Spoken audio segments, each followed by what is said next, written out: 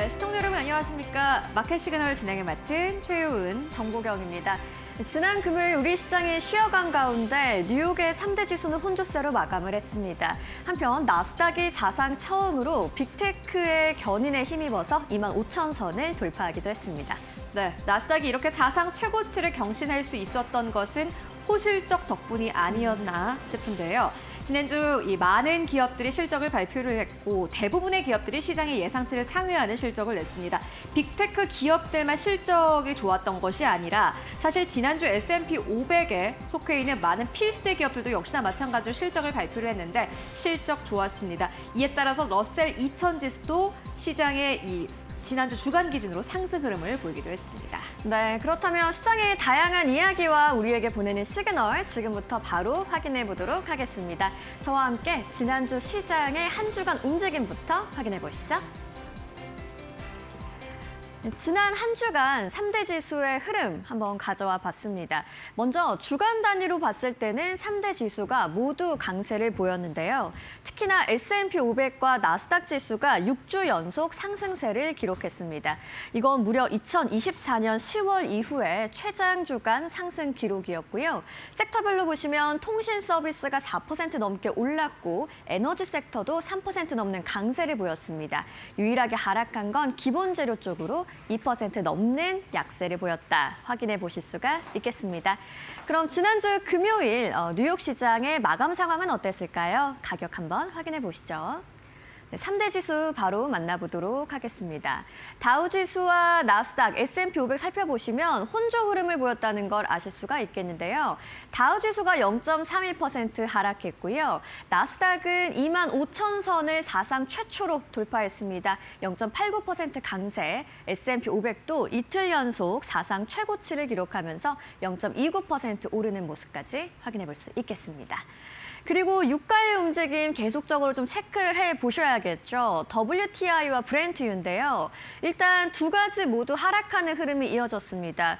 WTI가 3% 가까이 빠졌고요. 브렌트유도 5% 넘는 급락이 나왔습니다. 이란 측에서 제시한 협상 카드가 종전에 대한 기대감을 키우는 모습이었는데 하지만 이 두 가지 유가 모두 100달러 선 위에 있다는 거는 시장의 부담으로 작용을 하기 때문에 계속적으로 저희와 함께 좀 지켜보시면 좋겠네요. 자, 그렇다면 시장을 움직인 이슈들은 어떤 게 있었을까요? 마켓 무버 이슈로 한번 정리해 봤는데요. 지금부터 함께 살펴보시죠. 자, 빅테크들의 호실적으로 시장은 강세를 보였는데 여기에 정점을 찍은 게 바로 애플이었습니다. 마지막 퍼즐이 맞춰지면서 나스닥은 25,000선을 돌파했는데요. 이 이야기부터 자세하게 살펴보시죠. 일단 빅테크들의 호실적 흐름이 이어지는 가운데 애플이 완성을 했다라고 볼 수 있겠습니다. 앞서 말씀드린 것처럼 나스닥은 사상 처음으로 25,000선을 돌파했는데요. 자, 여기에 선행 흐름이 됐던 게 바로 애플 하루 전에 있었던 빅테크 기업들의 실적 발표였습니다. 마이크로소프트, 아마존, 메타, 알파벳 모두 약속이라도 한 것처럼 전원 어닝 서프라이즈를 발표했는데요. 이후에 주가의 움직임은 다소 엇갈림이 있었습니다만 시장 입장에서는 빅테크 기업들 돈을 잘 버는구나라는 기대감이 상당히 형성이 돼 있었습니다. 여기에 금요일장에서 결정적인 트리거를 한 건 바로 애플의 3%대 상승이었는데요. 일단 애플이 실적 발표를 했습니다. 매출과 EPS 모두 상당히 잘 나왔고 시장의 예상을 상회하는 수준으로 나왔습니다. 여기에 또 하나 핵심이 됐던 건 바로 가이던스라고 할 수 있겠는데요. 다음 분기 매출 성장률을 14%에서 17% 수준으로 제시를 했습니다. 시장의 예상은 9.5% 수준이었기 때문에 훌쩍 뛰어넘는 수준으로 나온 거고요. 시장은 기존에 있었던 기대감이 확신으로 전환이 되는 순간이었다고 할 수 있겠죠. 이미 형성돼 있던 빅테크들의 실적 랠리에 애플이 확신을 더해주는 이야기였습니다. 시장의 해석, 좀 핵심적인 구조를 살펴보시면요. 일단 빅테크 실적 호조가 확인되면서 기대감이 상당히 시장에 있었는데요. 애플의 실적 발표가 여기에 확신을 제공해준 모습을 냈습니다. 특히나 이 가이던스는 상승의 근거가 되는 모습이었고요. 결국 나스닥의 신고가까지 흐름이 완성될 수 있었습니다. 이런 시장의 상황에 대해서 이 전문가들의 의견도 하나씩 좀 가져와 봤는데요. 먼저 카슨그룹의 라이언 디트릭이 이런 말을 했습니다. 실적 모멘텀이 예상보다 강하게 이어지고 있다라는 평가를 내놨고요. UBS의 입장도 들어보시죠. 기술주 중심이지만 이 성장세가 점차 확산되고 있다라는 평가입니다. 빅테크가 길을 만들었고요. 애플이 확신을 더하면서 나스닥의 신고가까지 완성한 하루였습니다. 이어서 이날 또 증시의 상승 재료가 됐던 게 바로 유가의 하락이었는데요. 이란발 기대감으로 유가 하락했습니다. 주말에는 또 새로운 이야기들도 전해졌는데 이 내용까지 아울러서 전해드리겠습니다. 먼저 금요일 시장에서 WTI 3% 가까이 하락을 했죠. 이 핵심 트리거가 됐던 건 바로 이란이 미국의 14개 항의 종전안을 전달했기 때문인데요. 협상이 시작될 수 있다라는 가능성을 시장은 크게 봤습니다. 한편 전쟁 완화에 대한 기대감이 인플레이션 압력의 완화 기대감으로 이어지면서 이날 상승장의 보조 요인이 될 수 있었습니다. 그런데 주말 사이에 또 중동 이슈와 관련한 여러 가지 이야기 전해졌는데요. 업데이트 내용 한번 전해드리도록 하겠습니다. 자, 트럼프는 원래는 이 이란의 제안에 대해서 그다지 마음에 들지 않는다라는 입장이었는데요. 주말 사이에 제안을 검토하겠다는 입장을 다시 한번 내놨습니다. 하지만 수용 가능성은 그리 높지 않다면서 공격 가능성까지 배제하지 않겠다는 입장이었는데요. 또 오늘 속보로 이란은 자신들이 제시한 협상안에 미국이 답변을 보냈다면서 이를 검토 중이다라는 이야기를 전했습니다. 실제 타결까지는 아직 거리감이 좀 있는 모습이지만 협상 가능성 그래도 아직까지는 열려 있다고 볼 수 있겠고요. 시장은 금요일에는 이 협상 기대감을 선반영하면서 유가가 하락했는데요. 현재는 합의의 불확실성이 여전한 상황이라고 볼 수 있겠습니다. 곧 유가의 방향성은 하락 추세로 확정된 것이라고 보기는 다소 어렵고요. 다만 뉴스에 따라서 변동성은 지속되고 있는 모습이다라고 해석해 볼 수 있겠습니다. 금요일은 협상 기대감에 증시는 올랐고 유가는 하락했습니다. 하지만 현재는 다시 리스크가 공존하는 구간이라고 볼 수 있겠습니다. 그리고 이날 경제지표도 하나 발표가 됐는데요. ISM 제조업 PMI입니다. 52.7로 나오면서 시장의 예상치를 소폭 하회했는데 4개월 연속 확장 흐름은 이어지고 있는 모습입니다. 내용을 살펴보면 공급망 문제 그리고 비용 상승이 동시에 나타났는데요. 아시다시피 시장은 요즘 경제지표보다도 실적 쪽에 조금 더 집중을 하는 모습이죠. 지표에 주는 영향은 다소 제한적이었던 이슈였습니다. 자, 시장에 있었던 이야기들 살펴보셨고요. 종목별 이야기는 최여운 앵커가 준비했습니다. 네, 기술주들의 강세가 이어지고 있습니다. 지난 한 주는 사실상 기술주가 다한 한 주였다라고 표현할 수 있을 것 같은데요. 전반적인 시장 분위기 함께 짚고 가도록 하겠습니다. 지난주 금요일 시장의 마감가입니다. 보시다시피 대체적으로 반도체 쪽 굉장히 좋았던 모습을 함께 확인할 수 있습니다. 마블 테크놀로지 1% 가까운 상승세, 마이크론 테크놀로지도 5% 가까운 상승 흐름으로 거래 마감했고요.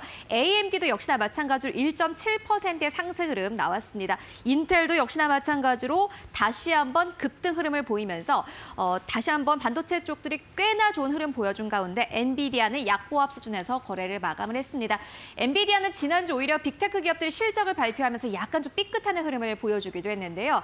이 많은 빅테크 기업들이 이번에 실적을 발표를 하면서 자체 칩 생산 시설을 갖춘 그러한 기업들이 호실적을 발표하며 엔비디아의 칩을 더 이상 많이 찾지 않을 수 있겠구나라는 약간의 우려가 나왔습니다. 다만 이는 빅테크 기업들의 호실적에 따른 업앤다운이 살짝 있었던 것뿐이지 전체적인 시장 분위기의 기조가 바뀐 것은 아닙니다. 마이크로소프트 1.6%대 상승 나왔고요. 그 이외에 오라클 6.4%, 팔란티어도 3.5%대 상승 나왔습니다. 역시나 빅테크 안에서도 소프트웨어 쪽도 다시 한번 상승 탄력을 강력하게 가져가는 그런 흐름을 보여주었고요. 지난주 실적을 발표한 애플 역시나 마찬가지로 초록불로 거래 마감했습니다. 3.2%대 상승, 3분기 기준으로 했을 때 가장 좋은 역대 실적을 내놨다고 합니다. 다시 한번 기대감 높아지면서 상승 탄력이 나왔고 무엇보다 투자 의견 상향 조정이 되는 그런 리포트가 쏟아졌습니다. 그리고 목표 주가를 상향 조정하는 리포트도 꽤 많이 나오기도 했고요. 그 이외에 구글 같은 경우에는 0.2% 강보합권, 호실적을 발표한 이후로 주가 역시나 계속해서 상승 탄력을 가지고 가는 흐름 보여주고 있는 상황이고 그 이외에 아마존의 경우에는 1.2%대 상승, 그리고 테슬라도 역시나 마찬가지로 강력한 상승 탄력을 보였습니다. 2%대 상승 나오면서 거래 마감한 모습, 메타의 경우에는 약보합 수준에서 거래를 마감을 했습니다. 그리고 보시다시피 밑단에 헬스케어 쪽 보이십니까? 헬스케어 쪽이 요즘에 최근 뉴욕 증시에서 약간 조금씩 움직이는 게 특징이라고 할 수 있겠는데요. 일라일릴리 3%대 상승 흐름 나오면서 거래 마감했습니다. 머크도 역시나 마찬가지로 2.7%대 상승 나오면서 헬스케어 쪽 안에서도 일라일릴리 같은 경우에는 계속해서 상승 탄력을 가지고 가는 흐름 보여주고 있습니다. 그 이외의 이 종목들 함께 만나보시면은 방어주 같은 경우는 지난주에 기술주가 강세를 보였기 때문에 워낙 다시 한번 약세를 보이면서 거래 마감한 모습 함께 확인하실 수 있고요. 그렇다면은 오늘 시장에서 특징주들 어떤 것들 있는지 함께 확인해 보도록 하겠습니다. 오늘도 3가지 특징주 저희가 준비를 했습니다.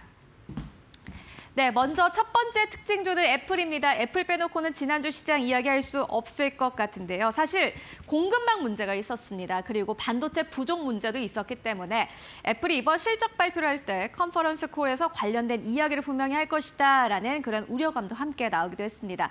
다만 막상 성적표를 열어보니 아이폰의 흥행이 있었고 그리고 애플은 공급망 이슈에서 그래도 잘 대처하고 있는 모습이 나타났습니다. 이에 따라서 주가 보시다시피 3%대 상승 나오면서 거래 마감했습니다. 이렇게 애플의 주가가 상승 탄력을 받다 보니 그 밑에 단에 있는 기업들 역시나 마찬가지로 함께 올라가는 흐름 보여주면서 거래를 마감을 했고요. 두 번째 기업입니다. 에스티로더인데요. 최근 한국 시장에서 이 화장품주들이 조금씩 움직이는 모습 여러분들 함께 확인하셨을 수 있었을 텐데 에스티로더 지난주 현지 시간 금요일에 실적을 발표를 했습니다. EPS와 매출 모두 다 시장의 예상치를 상회했고요. 가이던스까지 기존에 제시했던 가이던스 대비 상향 조정했습니다. 특히나 에스티로더의 경우에는 중국 쪽에서 매출이 부진했기 때문에 지금까지는 계속해서 연속 부진한 실적을 발표를 한 바 있습니다. 그런데 이번에 실적이 굉장히 좋았고 에스티로더의 CFO는 직접 나와서 중국 쪽의 실적이 점차 회복하고 있다라고 밝혔습니다. 이와 함께 주가가 3.3%대 상승 나오면서 거래 마감했습니다. 화장품 쪽으로도 다시 한번 순환매가 도는 흐름 보여주고 있고요. 마지막입니다. 샌디스크인데요. 역시나 마찬가지로 주가 8%대 상승 나오면서 거래를 마감을 했습니다. 실적을 발표를 했는데 실적이 굉장히 좋았습니다. AI 데이터 센터를 세우기 위해서는 저장 장치가 필요하겠죠. 이에 따라서 샌디스크가 이번 컨퍼런스 콜에서 우리 쪽의 수요는 계속해서 늘어날 수밖에 없다. 구조적으로 이 수요는 상승할 수밖에 없는 그런 상황이다라고 밝히면서 주가가 아주 강력하게 탄력을 받았습니다. 이에 따라서 실적을 발표한 3가지 기업 모두 다 실적이 좋았고 시장의 예상치를 상회하는 실적을 냈고 주가도 탄력을 보였다라고 정리해 보도록 하겠습니다. 그렇다면은 지난 금요일의 시장을 한 줄로 정리하자면은 어떻게 정리해 볼 수 있을까요? 네, 저희가 이번 한 주를 CNBC에서 가지고 왔습니다. 이렇게 이야기를 합니다. 기술 업계에는 승자와 패자가 나뉠 것이다. 모든 기술주들이 다 잘 가는 것은 아니고 그 모든 기업들이 긍정적인 실적을 낼 것은 아니다라고 단호하게 이야기합니다. 하지만 지금부터 중요한 것은 이것이 되겠는데요. 지금까지는 실적 발표를 모두 다 소화한 한 주였기 때문에 이제는 이 부분에 집중을 해보셔야 될 것 같습니다. 생산성 향상 스토리는 여전히 유효하다라는 건데요. 돈을 쓴 것과 대비해서 얼마나 효율적으로 생산성을 향상시키느냐. 그것이 이제 빅테크 기업들 그리고 그 밑에 단에 있는 기업들이 진짜로 가지고 가야 할 숙제가 아닌가 싶습니다. 이 부분 역시나 앞으로 실적 모멘텀 그리고 주가의 모멘텀 함께 확인하실 때 중요한 포인트가 될 것 같습니다. 지난주 금요일 시장 함께 확인하고 오셨습니다.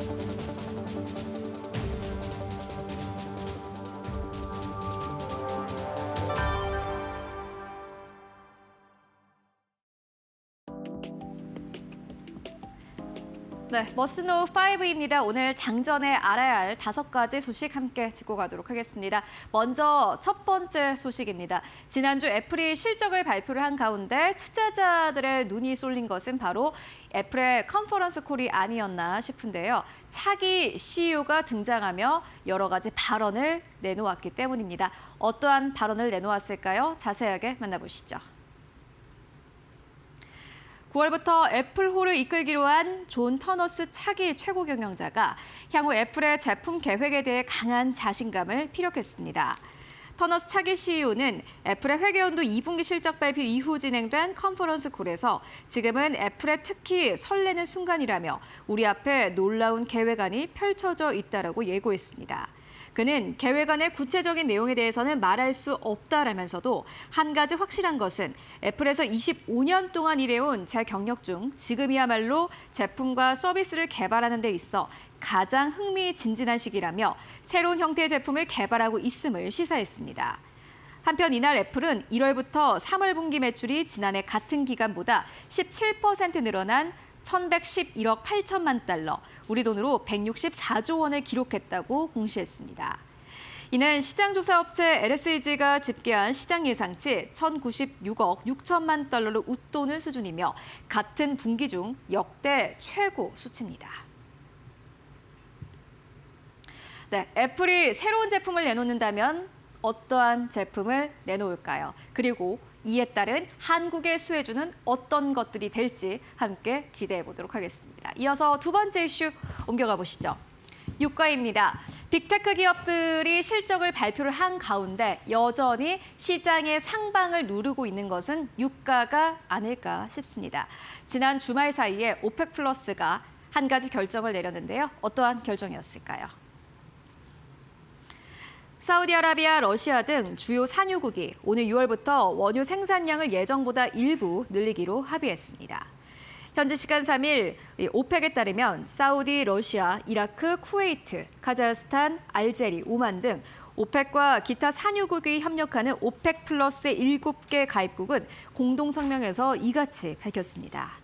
이들 국가는 2023년 4월에 발표된 추가 자발적 생산 조정 방침과 관련해 오는 6월부터 일별 18만 8천 배럴의 생산 조정을 시행하기로 했다고 밝혔습니다. 그러면서 이는 석유 시장 안정을 위한 공동 노력의 일환이라고 설명했습니다. 이번 감산 완화 결정은 최근 아랍에미리트가 오펙과 오펙 플러스를 탈퇴하겠다고 전격 선언한 것의 대응 성격으로 해석됩니다. 네, 유가를 결정지을 수 있는 요소 여전히 많습니다. 함께 확인해 보시면 좋을 것 같고요. 이어서 세 번째 이슈로 옮겨가 보시죠. 네, 버크셔가 지난 토요일에 컨퍼런스 콜을 진행을 했습니다. 어닝콜, 연례 주주총회입니다. 오마하에서 가장 큰 축제로도 불리는 그러한 행사인데요. 워렌 버핏은 이번에는 공식적으로 CEO 자리에는 없었지만 여러 가지 또 발언을 내놓았는데 어떠한 발언이었을까요? 자세하게 만나보시죠. 워렌 버핏 버크셔 해서웨이 회장이 현재 글로벌 금융시장을 향해 강도 높은 경고를 내놓았습니다. 버핏 회장은 미국 네브라스카주 오마하에서 열린 버크셔 해서웨이 연례 주주총회에서 CNBC와의 인터뷰를 통해 지금처럼 사람들이 도박 심리에 빠져있던 시기는 없었다라고 지적했습니다.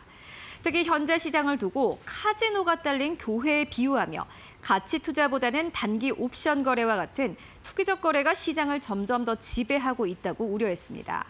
버핏은 사람들은 여전히 교회보다 카지노에 덜 가고 있지만 카지노가 점점 더 매력적인 공간이 되고 있다라고 말했습니다.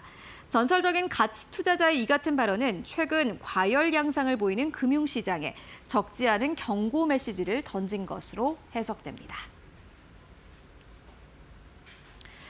네, 워렌 버핏의 이 같은 발언이 있었습니다. 일단 시장이 계속해서 상승할수록 이러한 경고의 메시지는 나올 수밖에 없는데요. 계속해서 확인해 보도록 하겠습니다. 이어서 네 번째 이슈 바로 옮겨가 보시죠.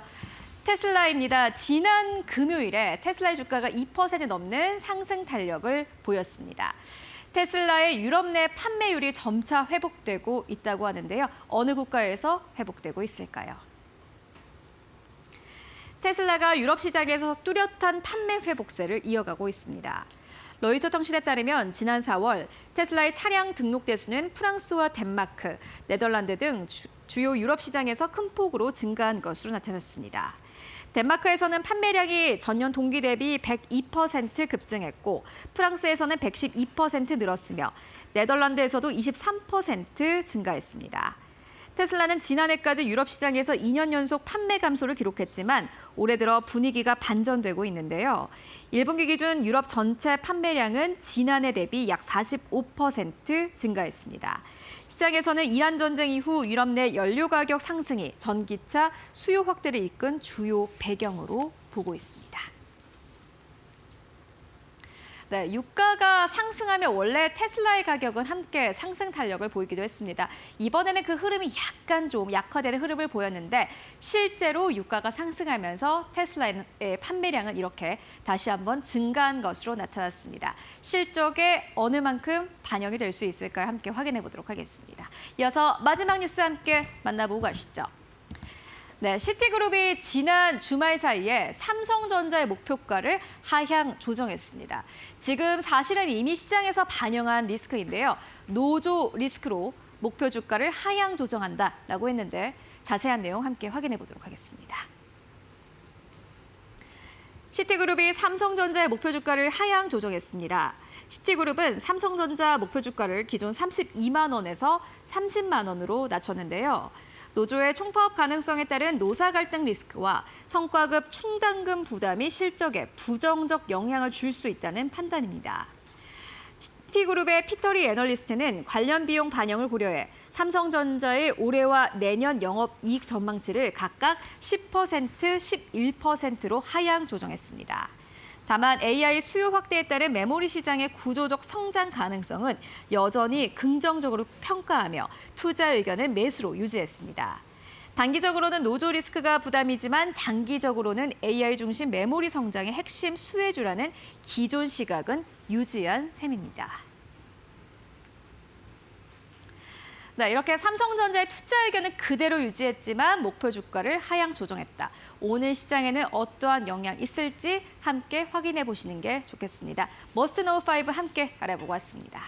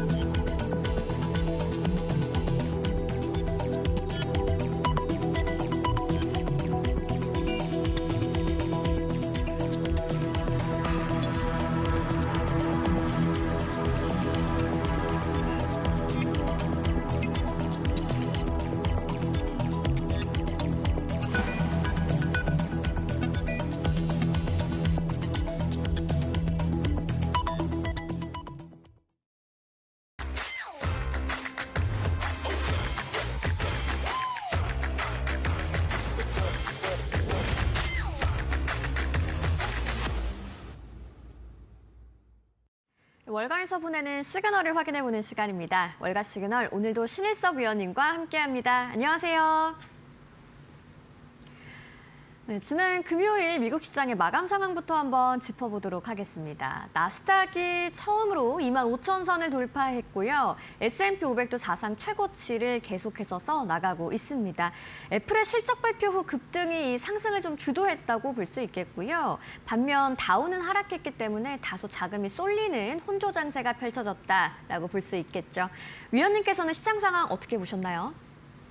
네, 트럼프 대통령의 인터뷰에서 또 나왔죠. 지금 전쟁 중임에도 불구하고 지금 주가 지수는 최고치를 경신하고 있으며 네. 좀 있으면 유가는 대폭락할 것이라고 트럼프가 떵떵거리면서 인터뷰를 했습니다. 뭐 떵떵거릴 수밖에 없죠. 지금 주가 지수가 미친 듯이 지금 오르고 있기 때문에 지금 뭐 거칠 것이 없습니다. 이런 흐름 속에서 주가에 대한 어떤 자신감 표명은 당연한 얘기라고 생각이 들고요. 빅테크 기업들의 실적 발표가 있었는데 요즘에 트렌드가 좀 있죠. 뭐였죠? 어떤 빅테크 트렌드일까요? 기업들이 네. 실적 발표를 하고 나서 그 장 후반에 끝나고 나서 시간 외에서 실적은 어닝 서프라이즈인데 너무 투자가 과대한 거 아니냐는 우려 때문에 급락하는 모습이 약간 빅테크 기업들, 하이퍼스케일러 업체들에게서 공통적으로 지금 포착이 되고 있는 모습을 여러 기업에서 여러분들 보셨을 거예요. 데자뷰처럼.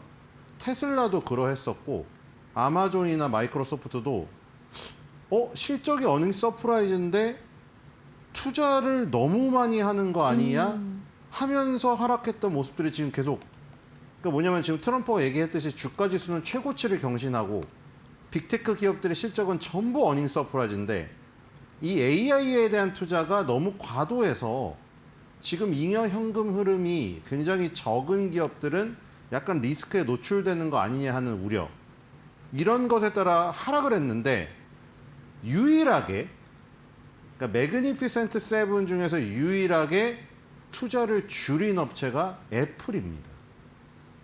그래서 지금 거기에 주목을 한 그 애널리스트의 전망이 지금 네. 나와 있는 모습입니다. 네, 알겠습니다. 시장 상황 정리를 해주시면서 오늘 월가 시그널의 키워드를 또 살짝 예고를 해주셨습니다. 키워드 어떤 건지 바로 만나보시죠.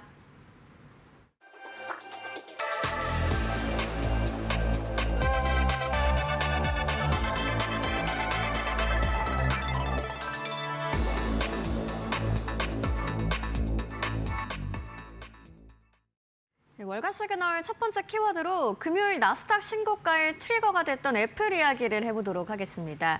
깜짝 실적을 발표했는데요. 특히나 아이폰 매출의 성장 눈에 띄었고요. 서비스 매출도 역대 최고치를 경신했습니다. 3분기 가이던스까지 긍정적으로 제시를 하면서 금요일 시장에서는 3% 급등이 나오기도 했는데 여기에 대한 자세한 이야기 위원님 시작해 주시죠. 네, 워렌 버핏이 없는 주주총회가 이제 시작이 됐는데 좀 그렇네요. 아쉽죠. 네. 왜냐하면 그게 약간 뭐라 그럴까, 버크셔 해서의 주주분들에겐 약간 축제였고 그 축제의 어떤 그 장을 여는 주인 역할이었는데 좀 솔직히 말해서 후계자분들이 나오면 좀 재미가 좀 떨어지는 건 사실입니다. 근데 그 애플의 비중을 조금씩 줄이고 있었지만 아직도 버크셔 해서웨이가 투자한 그 주식 중에서 애플이 가장 많은 지분을 차지하고 있는 기업이거든요. 그래서 이제 그런 부분들, 물론 인공지능신이나 뭐 아주 트렌드 있는 기업을 선호하진 않습니다만 애플이라는 기업을 선택했던 그 이유가 변하지 않았기 때문에 완전 처분을 안 하고 있었던 거죠. 그 이유가 뭐였었냐면 필수 소비재로 인식이 되었기 때문에. 근데 지금 그런 강점이 여기서도 나타난 거거든요. 그러니까 지금 뭐 AI에 뭐 투자를 얼마 하니, 데이터 센터 확충에 얼마를 투자하니 서로 간에 경쟁을 하고 있는데 애플은 약간 거기서 비껴나가 있잖아요. 그게 바로 약간 버크셔 해서웨이가 네. 트렌드 있는 IT 기업이 아니라 애플을 필수 소비재 기업으로 인식해서 투자했던 그런 어떤 차별화된 흐름이 여기서도 포착이 되는 게 아닌가. 애플은 이번에도 마찬가지거든요. 지금 그 하이퍼스케일러 업체들이 미친 듯이 투자를 열을 올리고 있는 반면에 애플은 오히려 줄였다는 소식이 뒤에 있을 것이고, 일단 아이폰 매출이 아주 좋았습니다. 우리가 생각하기에 아이폰 갤럭시 지금 뭐 아니 휴대폰 매출이 안 나오지 않았어? 막 그리고 휴대폰 하나의 가격이 너무 비싸다 보니까 저걸 사겠어? 했지만 그러게요. 역시 충성심은 여전했습니다. 아이폰 매출이 570억 달러로 전년 대비 21.7%가 증가를 했고 일단 총 매출 보면 총 매출부터 보면은 해당 분기 역대 최고 기록입니다. 네. 111.2억 달러가 분기 매출이 나왔거든요. 네. 1,111억 달러죠. 1,112억 달러인가요? 그리고 이 두 개를 합치니까 그렇네요. 여기 잘못 표시됐네요. 서비스 매출이 있는데 여기가 이제 애플 서비스라든가 뮤직, 애플 TV가 있는데 이게 310억 달러죠. 두 개를 대략 합쳐보면 900억 달러 정도 나오거든요. 거의 대부분이 여기 두 개에서 나옵니다. 그러니까 아이폰을 팔고 그 아이폰을 활용한 그 서비스들이죠. 결국에 거기서 지금 수익이 창출되고 있거든요. 아이폰 매출은 전년 대비 21.7% 증가했고 서비스 매출은 16% 증가했습니다. 그래서 지금 3분기 전망도 14%에서 17% 성장이 예상되고 있거든요. 그래서 애플의 실적이 일단 계속 굉장히 탄탄했다. 그 다음에 아까 전에 말했던 그 포인트죠. 하이퍼스케일러 업체들이 폭발적인 지출을 하면서 올해 지출 계획을 수천억 달러로 올리고 있는데 대부분의 기업들이죠. 아마존, 구글에 모여서 알파벳, 메타 대부분 어디 투자하고 있냐면 다들 클라우드 및 AI 인프라 구축에 투자를 하고 있습니다. 근데 애플은 설비 투자를 줄였다. 굉장히 특이하죠. 지금 애플이 대규모 지출을 하지 않는 유일한 기업으로 지금 나와 있는데 지금 60억 달러를 2025년도 회계연도 상반기에 투자를 했었는데 2026년도 회계연기 상반기에는 43억 달러를 줄였습니다. 그러니까 지금 이게 굉장히 대조적인 모습인데 애플이 이렇게 설비 투자를 절제하는 모습에 시장은 오히려 주목을 하고 있다. 왜냐하면 지금 잉여 현금 흐름이라는 얘기가 자주 나오고 있거든요. 왜냐하면 지금 계속해서 나오는 게 잉여 현금 흐름이 줄어든다. 잉여 현금 흐름이 별로 없는데 그냥 지금 지지 않아야 되니까 무리한 투자를 한다. 이런 것 때문에 실적이 좋아도 우려감 때문에 급락을 하고 있거든요. 근데 지금 왜 애플은 이렇게 절제된 투자를 할 수가 있느냐. 고마진 서비스들을 갖고 있다. 이게 굉장히 좋은데 애플폰이 세상에 엄청나게 깔려 있습니다. 이 애플폰을 기반으로 한 서비스들이 다 연결이 되어 있거든요. 근데 그게 굉장히 고마진 사업들이에요. 그러니까 여기서 현금 흐름이 굉장히 창출이 많이 되고 있다. 25억 대라고 합니다. 글로벌 활성화된 기기수가 25억 대가 지금 존재하고 있으니까 어쨌든 그 안에 생태계 안에서 노는 거죠.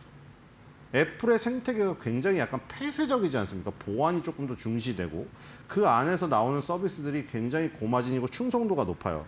그래서 지속적으로 성장시킬 수 있는 비옥한 토양이라는 표현을 애널리스트가 했습니다. 그래서 이제 전년 대비 매출 성장 3분기 실적 가이드가 고무적이다. 이렇게 나와 있어요. 그래서 이제 강력한 현금 흐름을 창출할 수 있는 이 충성도 높은 이 애플 폰의 기반으로 한 서비스 이런 것 때문에 절제된 투자가 가능하고 하이퍼스케일러 업체들과는 굉장히 차별화된 흐름이다. 이렇게 보이니까 매그니피센트 7 중에서도 약간 정말 빛이 발하네요. 빛을 발하는 모습이죠. 맞습니다. 정리를 좀 해보겠습니다. 일단 매출에서 기록적인 성장을 달성한 애플인데요. 뭐 하드웨어, 서비스 동반 성장을 한 가운데 비용 통제까지 완성을 했죠. 한마디로 좀 질 좋은 실적을 내놨다라고 볼 수 있겠고요.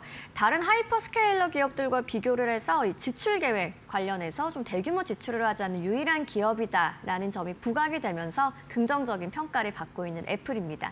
애플은 지난 금요일 시장에서 3% 급등을 했고요. 또 눈속이 분석을 보면 또 상당히 동그란 모습을 갖고 있는데 이 내용도 한번 이어서 살펴보시죠. 네, 애플이 굉장히 그 재무제표가 좋습니다. 네. 그리고 과거 실적도 좋고요. 미래 실적에 대한 기대감은 조금 떨어져 있네요. 자, 주가의 흐름이 상당히 좋죠. 우리가 뭐 애플이 인공지능 시대에 뒤처졌다 이제 이런 얘기가 많이 나왔었잖아요. 시리를 발전을 못 시키고 결국에는 구글의 제미나이나 이런 힘을 빌리고 그런데 거의 그냥 피지컬로 밀어붙여서 아이폰을 많이 팔아서 그걸로 그냥 해결이 되고 있는 지금 상황이거든요. 주가도 지금 사상 최고가를 찌르고 왔습니다. 엄청난 강세죠. 지금 작년 10월 달부터 지금 약간 횡보 구간에서 답답한 구간이 있었거든요. 근데 그 답답한 구간이 채 한 3, 4개월 정도? 3, 4개월 정도밖에 안 됐고 그 전에 잘 보시면은 꾸준히 올랐어요. 애플이 꾸준히 오르다가 작년 연말부터 올 초까지 약간의 수렴 그 상황을 지금 겪은 뒤에 다시 튕겨 나가고 있거든요. 지금 보시면은 50일, 200일, 21선 그다음에 봉들이 다 밀집을 하니까 또 에너지가 응축되었죠. 그러다가 또 다시 폭발을 시키고 있는 모습이거든요. 갭 상승을 하면서 급등했다가 조금 장 막판에 밀린 건 있습니다만 일단 새로운 영역을 찔러 놓고 왔다는 굉장히 큰 의미가 있습니다. 네. 자, 그리고 17개 분기 중에 16개 분기 매출 어닝 서프라이즈입니다. 그러니까 지금 이 애플이 저력이 엄청난 회사예요. 근데 우리가 약간 뭔가 그런 거에 좀 젖은 것 같아요. 뭔가 이게 자꾸 클로드가 뭐 새로운 서비스를 내놓고 막 지금 현재 있는 체계를 무너뜨린다. 이러니까 뭔가 신선한 거에 대한 인공지능 이런 거에 약간 젖어 있었는데 그냥 애플은 그냥 뚝심으로 그냥 밀어붙이는 지금 스타일이거든요. 지금 거의 뭐 올킬 수준 아닙니까? 이 정도면. 자, 5월 1일 날 5시 반에 실적 발표 나왔었는데 또 어닝 서프라이즈였죠. 111.18 빌리언 달러 나왔고요. 그리고 1.38% 지금 매출 어닝 상회가 나왔습니다. 그리고 EPS도 1.94달러 예상이었는데 2.01달러 나오면서 3.61% 어닝 상회했습니다. 아까 그 111.18 빌리언 달러가 지금 분기 역사상 최대 매출이라고 나왔었죠. 네. 그러니까 그 정도로 지금 애플은 계속해서 외형이 성장되고 있어요. 지금 그런 상황이고 그리고 지금 27개 의견 중에 17개 바이에 9개 홀드, 원셀 좀 다양하게 포진되어 있긴 합니다만 바이가 많죠. 스트롱 바이까지는 못 갔고요. 모더레이트 바이입니다. 310.95달러가 나와 있는데 아까 280달러 정도에 있으니까 지금 15.07% 정도 업사이드가 나와 있는데 곧 300달러 돌파를 시도하지 않을까. 이번 주에도 가능하다는 생각이 듭니다. 우리나라는 지금 연휴가 또 지금 남아있지만 휴일이 남아있지만 미국 시장은 계속 열리기 때문에 300달러 도전이 주중에도 가능하지 않을까 이런 생각이 듭니다. 알겠습니다. 애플 주가가 좀 한동안 횡보를 했지만 최근 급등세가 눈에 띄고요. 상당히 좋은 흐름이 이어지고 있기 때문에 이번 주 내에 300달러 돌파도 좀 기대해 볼 수 있을 것 같다라고 이야기를 해주셨습니다. 우리 시장에서는 그러면 어떤 종목으로의 시그널을 기대해 보면 좋을까요? 네, 요즘에 계속 주목하고 있는 종목인데 LG전자입니다. LG전자요. 네. 네, 왜냐면 애플의 아이폰이 25대가 네. 지금 활성화된 그 뭐 계정을 갖고 있다고 아까 그게 가장 큰 자산이라고 나왔잖아요, 애널리스트가. 근데 그 부분이 LG전자랑 비슷한 부분이 있습니다. 이게 피지컬 AI로 가게 되면은 애플의 아이폰도 보면은 이게 폭발력이 있는 거잖아요, 결국. 거기에 만약에 피지컬 AI 이게 접목이 되면 그 기기에서 그러니까 우리가 왜 지금 오픈 AI의 샘 알트먼이 자꾸 무슨 핸드폰 같은 걸 내놓는다고 할까요? 그러니까 오픈 AI의 샘 알트먼도 그걸 아는 거예요. 챗 GPT의 경쟁이 너무 치열해지니까 우리도 아예 피지컬 AI 기기를 출시해버리면 이 시장을 더 선점할 수 있겠는데 그걸 노리는 건데 쉽지 않죠. 근데 애플의 아이폰은 어떻죠? 아이폰뿐만 아니라 여러분들 아이맥도 그렇고 아이팟도 그렇고 이미 여러분 그 생태계에 젖어드신 분들은 거의 빠져나올 수가 없잖아요. 샘 알트먼이 그걸 하고 싶은데 하루아침에 안 되죠. 그러니까 애플은 아이폰은 그거를 지금 다 장악을 하고 있기 때문에 오히려 거꾸로 가서 더 쉬운 게 아닌가 저는 그런 생각이 들거든요.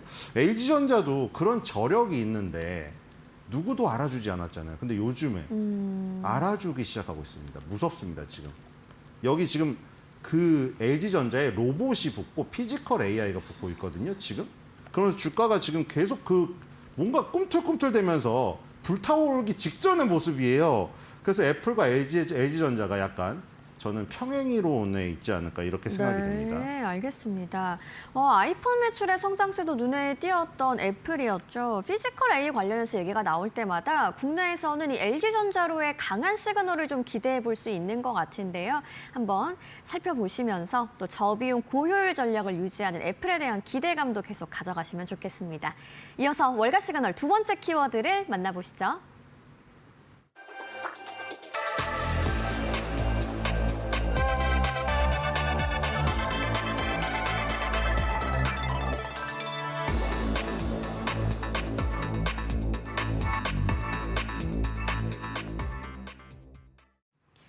미 국방부가 AI 역량 강화를 위해서 주요 빅테크 기업들과 협력을 합니다.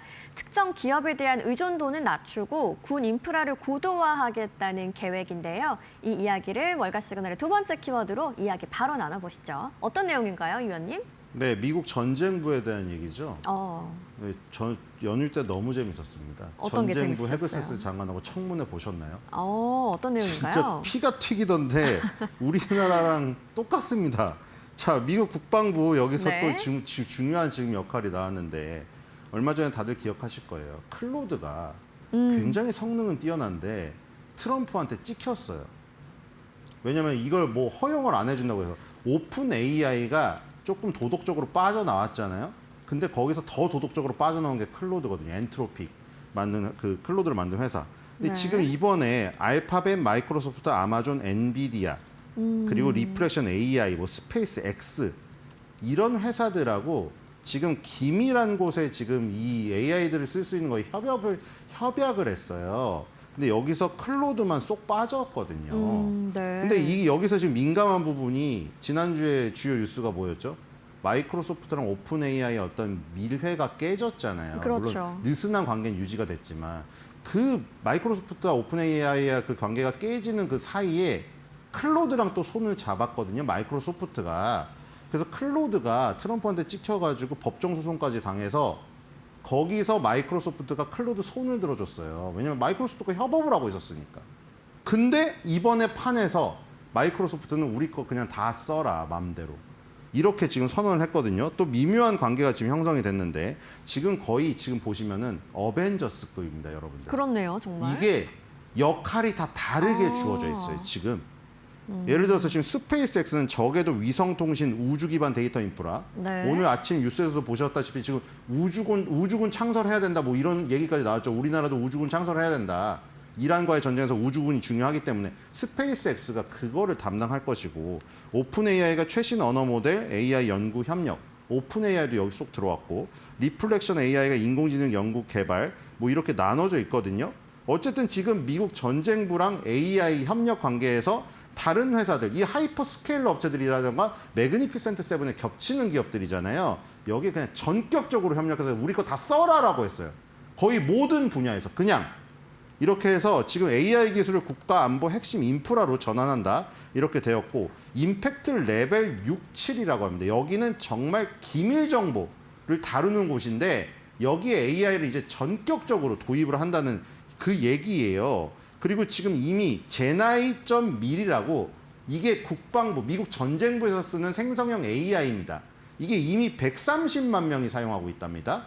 이 130만 명이 사용하고 있는 곳에다가 이제 이 하이퍼스케일러 매그니피센트 7의 기술을 완전히 도입을 시켜서 미래 전쟁을 인공지능 전쟁으로 이끌어가면서 우위에 서려는 이런 모습들을 보이고 있죠.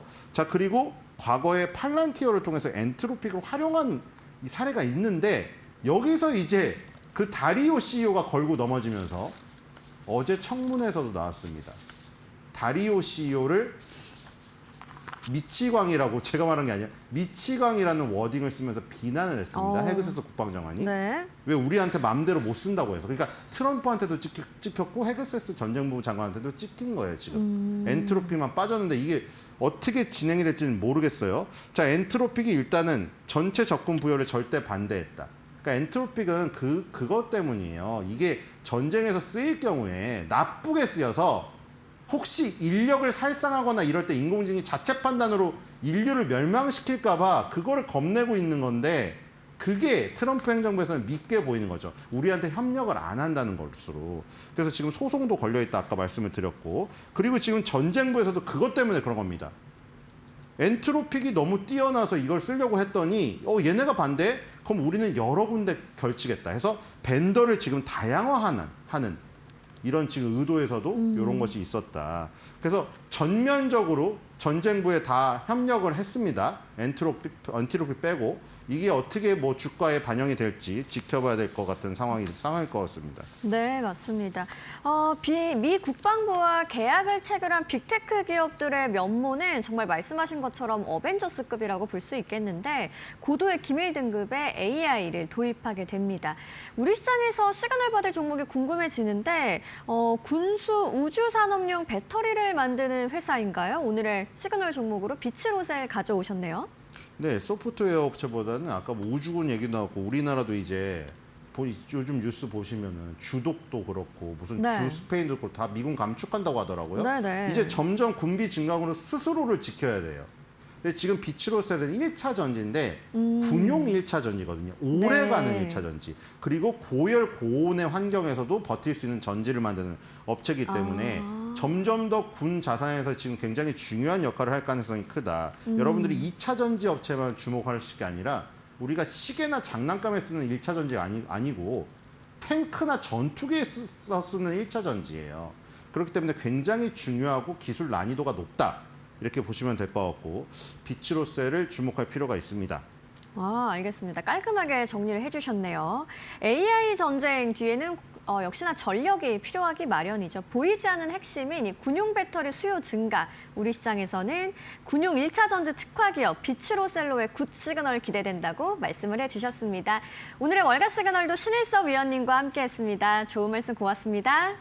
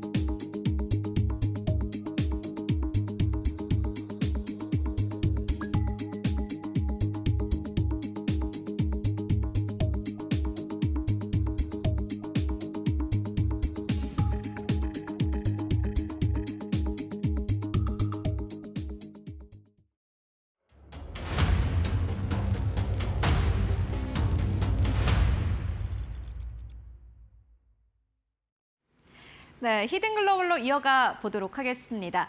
외신에 숨겨진 한국 기업들의 이야기 함께 만나볼 텐데요. 오늘도 모셨습니다. 조우진 대표 모셨습니다. 안녕하십니까? 예, 안녕하세요. 네, 대표님 오늘 첫 번째 이제 기업은 어디서 가지고 오셨나요? 예.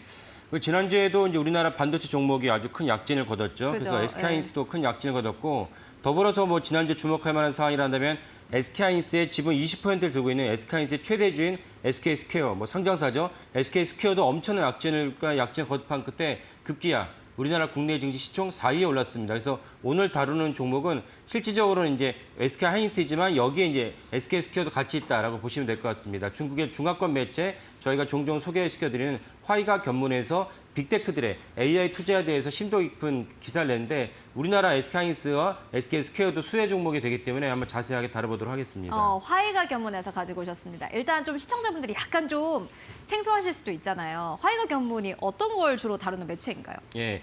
그 화라는 게 네. 그 간체로 돼 있긴 하지만 이제 우리나라로 치면 이제 화폐에 해당합니다. 화폐. 금융에 해당하는 거고 그다음에 이제 중국에 있는 주식, 중국도 뭐 중국 인민들이 엄청난 주식 투자에 많이 하고 있지 않습니까? 네, 그래서 네. 그들에게 주식 정보를 제공해주는 상하이에 있는 중국 해당 전문 매체이다 이렇게 네. 보시면 되겠습니다. 화이가 견문, 중국 내에서 이제 경제 전문 이쪽 예, 매체다. 그곳에서 SK 스퀘어, SK 하이닉스를 다뤘다라고 짚어주셨고요.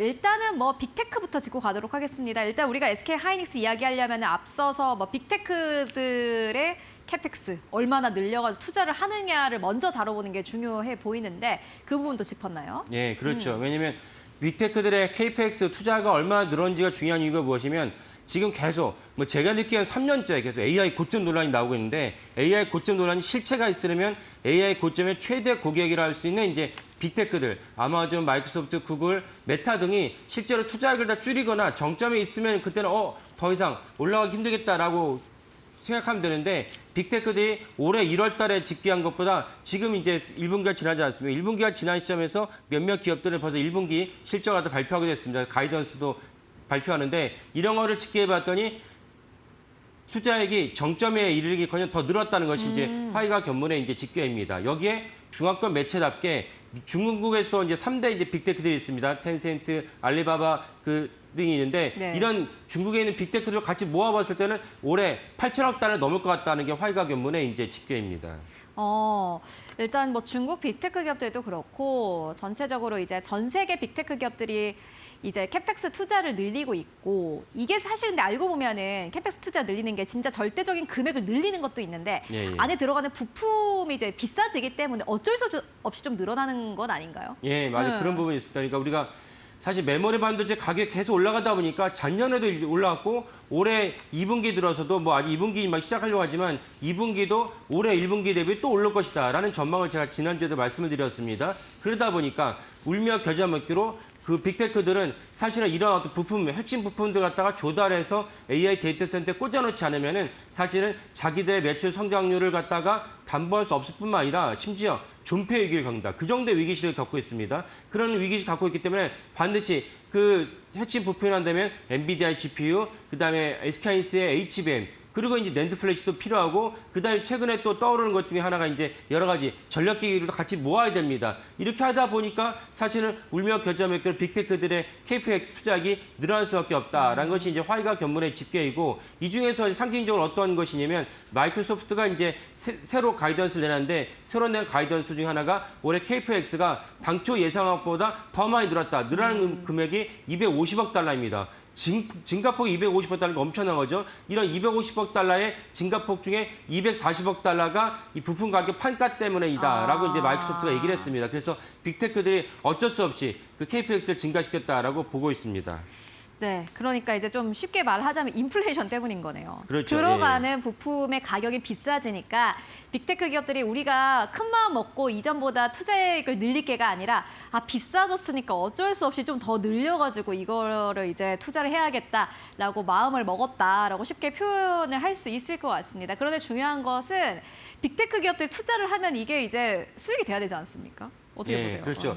그러니까 그게 또 다른 AI 고점 논란의 비판적 시각인데 엄청나게 기업이 무너질 정도로 엄청나게 투자를 했는데 실제 돈을 벌고 있느냐 이런 것들이 비판적 시각이 있습니다. 근데 화이가 견문이 뭐라고 설명했냐면 구글 같은 경우는 API를 통해서 분당 160억 개의 토큰을 처리하고 있고 토큰이라는 걸 쉽게 말씀드리면 해당 정보를 우리가 AI 서비스를 받을 때 AI 서비스를 실제로 실현하는 어떤 단위라고 보시면 됩니다. 네. 그 토큰이 160억 개 이상 토큰을 처리하고 있고 이 처리하는 양이 전분기 대비 60% 증가했으며 심지어 제미나이 기업 유료 모델인 월간 활성 사용자 수가 전분기 대비 40% 증가했다. 이러다 보니까 이거 당연히 재무제표로 환산했을 때는 구글의 클라우드 부분, 그 GCP라 합니다. 구글의 클라우드 부분의 성장 동력이 전년 동기 대비 가장 빠른 AI 검색 쿼리만 보다면 19% 전년 동기 대비 AI 쿼리 검색이 20% 증가했다라고 이제 집계를 했고 마이크로소프트 같은 경우 이제 사업 부문이 연간 370억 달러 넘었었는데 이는 이제 AI 사업 부문만 쳤을 때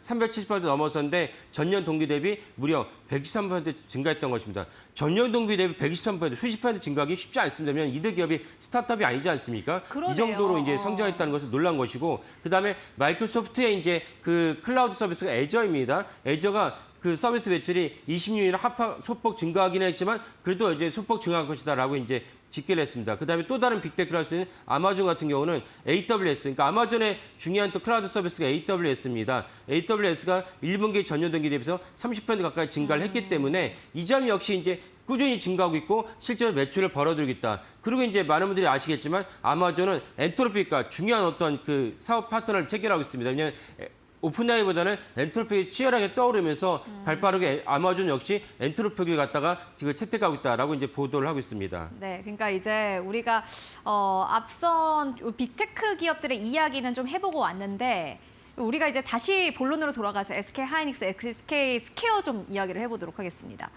요 두 개 기업 중에 지금 만약에 고민하시는 분들이 있다면은 어떻게 이 주가라든지 이런 거 어떻게 좀 보면 좋을까요? 예. 제가 거듭 말씀드렸지만 절대 주가 SK하이닉스가 지난주 130만 원을 갖고 장중에는 130만 원을 갖다 갔지만 금요일 날 종 마감에 130만 원 도달이 못했습니다. 하지만 130만 원이면 넘을 것은 뭐 기정사실이라 봅니다.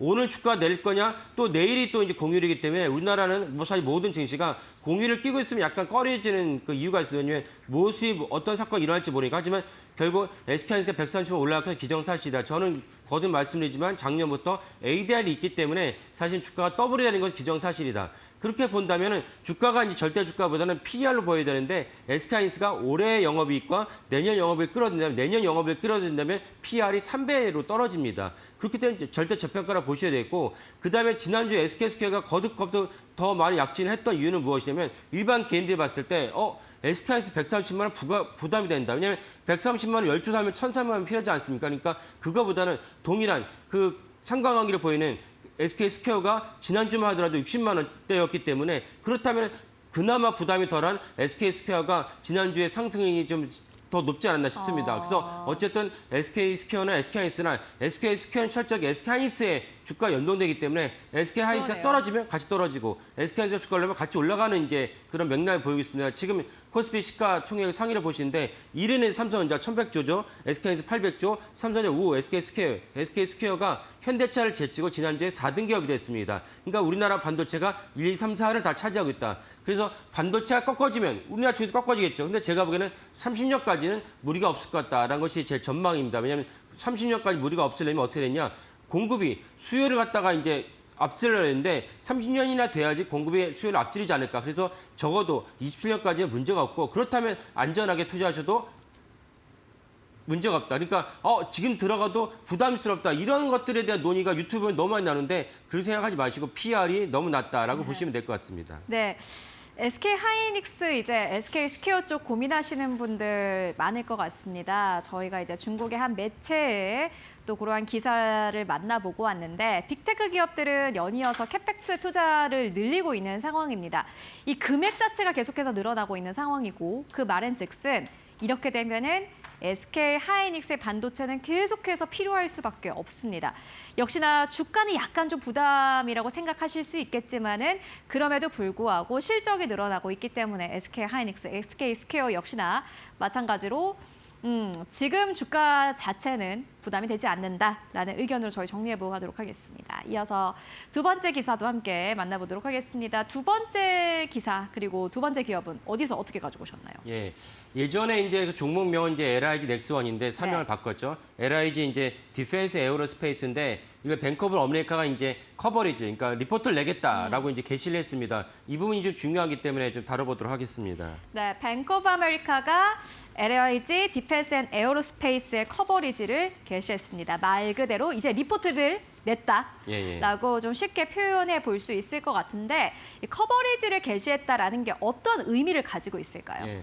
뭐 당연히 해당 종목에 대해서 우리가 정기적으로 이제 자료를 취합을 하고 네, 정기적으로 또 중요한 이벤트마다 우리 리포트를 내겠습니다라는 선언인데, 뭐 당연한 건데 이 선언이 왜 중요하냐? 실제로 이제 우리나라 국내 증권사는 뭐 LIG 디펜스 에어로스페이스를 많이 커버하고 있지만 뱅크 오브 아메리카 같은 굴지의 외국의 금융기관이 해당 기업을 갖다 커버리지 하는 순간 그렇다면 이제 외국의 다른 큰 손들이 우리나라 이제 금융기관과는 비교할 수 없는 큰 손들이 이런 종목도 있구나라고 처음에 인지를 하면서 그걸 자세하게 들여다보게 됩니다. 그럼 일단은 존재를 하는지 알아야지 투자할 거 아닙니까? 그러니까 존재하는 걸 제시했기 때문에 또 그 미국의 주요한 기관이 뱅크 오브 아메리카가 LIG 디펜스 에어로스페이스를 커버리지를 하는 순간 또 하나 어떤 개념은 미국의 월가에서 어떤 게 규정이냐면 커버리지가 없는 그 증권사에서 커버리지가 없는 종목은 우리는 자산에 편입하지 않는다는 규정이 있는 기관도 종종 있습니다. 그러다 보니까 내가 이 해당 종목을 갖다가 투자하고 싶은데 해당 종목이 저평가되고 성장성이 유명하지만 커버리지가 없어요. 그러면 투자할 수 없는 난점이 있었는데 이번에 뱅크 오브 아메리카가 커버리지를 개시하는 순간 다른 유수의 자산 운용 기관들이 그렇다면 우리도 LIG 디펜스 에어로스페이스를 한번 살펴보고 우리가 만족이 되면 우리의 조건에 부합하면 우리가 실제 투자하겠다라고 들어올 수 있습니다. 결국 이 말은 무엇이냐? 수급에 중요한 어떤 역할을 끼칠 수 있다. 외국계 돈이 들어오는 순간 사실 다른 패시브 자금도 들어올 수 있기 때문에 이런 것은 또 LIG 디펜스 에어로스페이스 입장에서는 중요한 어떤 변곡점에 맞았다라고 볼 수가 있겠습니다. 그러니까 이제 말 그대로 좀 관심권 안에 들어왔다 이렇게 표현하면 그렇죠. 될 것 예, 예. 같은데 그런데 이제 관심권 안에 들어왔다라는 거는 결국에는 관심 기준에서 약간 좀 떨어지면은 그만큼 또 이제 실망 매물도 크게 나올 수 있을 것 같다라는 생각도 듭니다. 커버리지를 개시하면 이게 또 단점도 있나요? 예, 맞습니다. 이번에 이제 뱅크 오브 아메리카는 목표가 130만 원을 제시해서 기분이 좋은데 그럼 많은 분들은 아시겠지만 우리나라 증권사에 좀 안 좋은 어떤 그 풍토가 뭐냐면 매도 리포트를 안 냅니다. 매도 리포트 안 낼 뿐만 아니라 매도 리포트를 안 낼 뿐만 아니라 등급을 낮추지도 않아요. 그러니까 뭐 모든 게 다 매수 리포트예요. 어떻게 그럴 수가 있겠습니까? 하지만 외국계 증권사는 없어요. 그냥 모든 걸 자기의 기준에 부합하지 않은 가차없이 그냥 매도 리포트를 내거나 그 등급을 갖다가 그 매수해서 뭐 낮추거나 이런 것이 생기면은 그러면 거기에 맞춰서 아까 말씀드린 투자했던 자산운용 기관들도 같이 이제 갖고 있던 종목을 매도를 해버리기 때문에 그래서 언제나 긴장을 놓치지 말아야 된다. 그런 매도 리포트를 내는 순간 갑자기 주가가 10% 폭락한 경우가 있었습니다. 그래서 이번에 LIG 디펜스 에어로스페이스 입장에서는 좋은 소식이지만 하지만 해당 주주 입장에서 어느 날 갑자기 뱅크 오브 아메리카가 LIG 디펜스 에어로스페이스가 지금까지는 좋았지만 향후 문제가 생길 것 같아 라고 하면 바로 매도 리포트 나올 수 있다라는 것은 이제 그 유의해야 될 대목이라 하겠습니다. 네, 그렇다면 이제 뱅크 오브 아메리카가 이 기업에 대해서 어떻게 분석했을지 그 부분을 좀 자세하게 짚고 가도록 하겠습니다. 무엇이 매력 포인트였나요? 예. 최대 매력 포인트는 LIG 디펜스 에어로스페이스가 갖고 있는 수주 잔고가 무려 이제 26조 원인데 26조 원은 사실은 5년치 일감이다. 그러니까 5년치나 일감이 확보되어 있는데 무엇이 걱정이 있냐라고 볼 수가 있고 두 번째 뭐냐면 여기에서 자세히 말하고 있지 않지만 일반적으로 우리나라 방산기업들이 최대 고객이 다 우리나라 국방부겠죠. 우리나라 국방부에는 아무리 영업이익을 많이 높이고 싶어도 5% 이상 높일 수 없어요. 왜냐하면 국민 세금으로 해당 기업들의 매출 올려주는 거기 때문에 사실 5% 이상 높일 수가 없습니다. 하지만 외국에 가서 판매했던 그 제한이 없죠. 그러니까 두 자릿수 이상의 영업이익을 올릴 수 있다. 그러면 수주잔고의 해당 부분이 두 자릿수 이상 영업이익을 갖다가 담보하고 있다면 LIG 디펜스 에어로스페이스 입장에서는 영업이익이 올라가고 영업이익이 올라간다고 해서 주가도 같이 올라갈 수 있는 그런 근간이 마련됐다는 것이 이 뱅크 오브 아메리카 가장 중요하게 짚은 대목입니다. 근데 또 하나 중요한 게 뭐지? 외국 경쟁과 경쟁사 비교했을 때 글로벌 경쟁사의 어떤 그 비교가 수주잔고 대비 우리가 훨씬 20% 이상 낮기 때문에 현재 주가가요. 20% 낮기 때문에 자기 목표가를 130을 제시했다라고 보시면 될 것 같습니다. 네, 그렇다면은 이제 뱅크 오브 아메리카는 그런데 한국증권사의 목표 주가는 어느 정도인가요? 예. 우리나라 증권사 목표 주가 같이 봐야겠죠. 우리나라 증권사 목표 주가는 키움증권이 125만 원, LS증권이 130만 원, 하나증권이 111만 원 각각 제시했습니다. 이런 걸 봤을 때도 뱅크 오브 아메리카 130만 원이 적지 않은 숫자다라고 볼 수 있고 사실은 LS증권을 제외하고는 우리나라 국내 증권사 비교해도 최대 목표치를 제시했다라고 볼 수가 있겠습니다. 그래서 이런 것들이 사실 모두 LIG 디펜스 에어로스페이스가 목표가를 갖다가 주가를 떠받치는 중요한 어떤 근간이 되는데 이런 것들이 모두 가장 중요한 대목이 무엇이냐. 그리고 LIG 디펜스 에어로스페이스를 오늘의 그런 어떤 그 시청 상위 기업을 만든 것이 무엇이냐. 결국 천공투죠.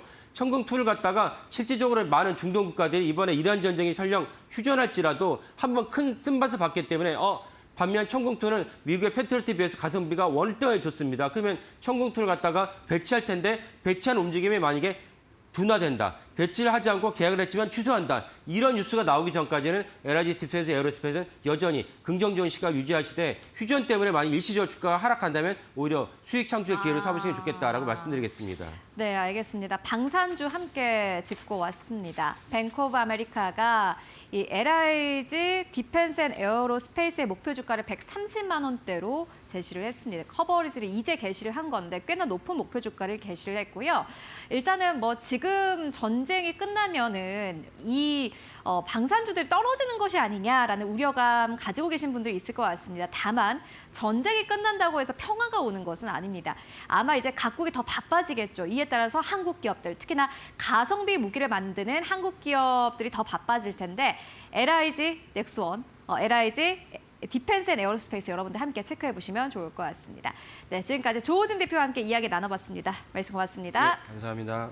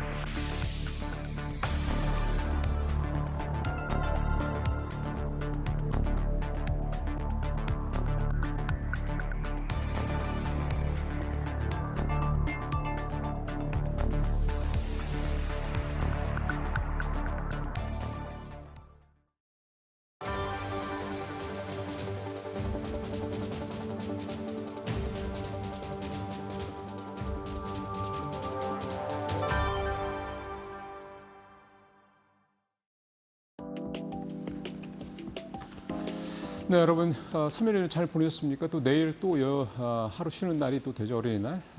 어쨌든 5월 초반에는 확실히 쉬는 날이 좀 많이 좀 겹치는 그런 상황입니다.